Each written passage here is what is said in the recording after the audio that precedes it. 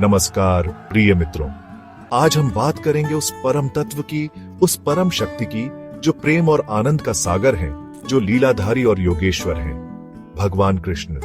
जीवन में हम अनेक प्रयास करते हैं, सुख समृद्धि की कामना करते हैं, पर क्या हमने कभी सोचा है कि उस परमपिता परमात्मा को कैसे प्रसन्न करें, जिनकी कृपा से ही यह जीवन संभव है। आज हम बात करेंगे भगवान कृष्ण को प्रसन्न करने के कुछ उपायों के बारे में। ये उपाय कोई बाहरी क्रियाकलाप नहीं है, बल्कि आपके भीतर प्रेम, भक्ति और समर्पण के भाव जगाएंगे।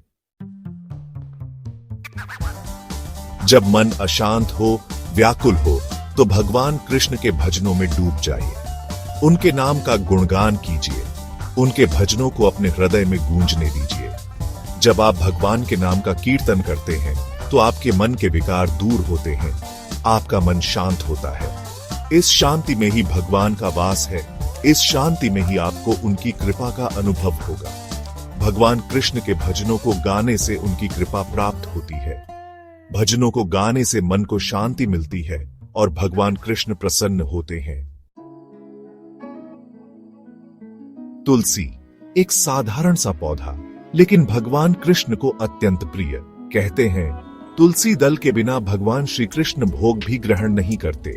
तुलसी का पौधा अपने घर में लगाइए, उसकी सेवा कीजिए, उसे पानी दीजिए और हर रोज भगवान को तुलसी का पत्ता अर्पित कीजिए। यह एक छोटी सी भक्ति आपके मन में भगवान के प्रति प्रेम और समर्पण का भाव जगाएगी और भगवान कृष्ण की कृपा का मार्ग प्रशस्त करेगी। चैप्टर 3। भगवान कृष्ण की लीलाएं अद्भुत हैं। उनके जीवन से हमें अनेक शिक्षाएं मिलती हैं। श्रीमद् भागवत गीता, महाभारत, ये ग्रंथ भगवान कृष्ण की महिमा से परिपूर्ण हैं। नित्य इन ग्रंथों का पाठ करें, कथावाचकों से भगवान कृष्ण की लीलाएं सुनें, उनके जीवन के प्रसंगों से सीखें, उनके आदर्शों को अपने जीवन में उतारने का प्रयास करें। भगवान कृष्ण की कथा सुनने से उनकी लीलाओं का ज्ञान होता है और उनकी कृपा प्राप्त होती है। चैप्टर 4। बचपन से ही माखन के प्रेमी नटखट नंदलाल को माखन अति प्रिय है। आपकी श्रद्धा और प्रेम से बना माखन का भोग भगवान को अवश्य प्रसन्न करेगा। यह मात्र एक भोग नहीं है, यह आपके प्रेम और समर्पण का प्रतीक है। जब आप शुद्ध मन से, प्रेम से भगवान को भोग अर्पित करते हैं, तो भगवान उस प्रेम को स्वीकार करते हैं। भगवान कृष्ण को माखन बहुत प्रिय है। माखन का भोग लगाने से भगवान कृष्ण प्रसन्न होते हैं। चैप्टर 5। भगवान का मंदिर, वह पवित्र स्थान जहां भक्तों का तांता लगा रहता है। उस पवित्र स्थान पर जाइए, भगवान के दर्शन कीजिए और सेवा में अपना योगदान दीजिए।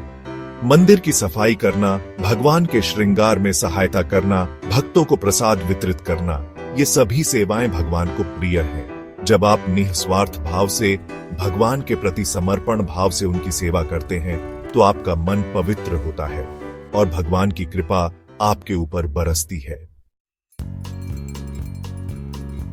भगवान कृष्ण को प्रसन्न करना कोई कठिन साधना नहीं है, बस जरूरत है सच्चे मन से, प्रेम और समर्पण के साथ उनके पास जाने की। इन उपायों को अपनाकर आप भगवान कृष्ण की कृपा प्राप्त कर सकते हैं।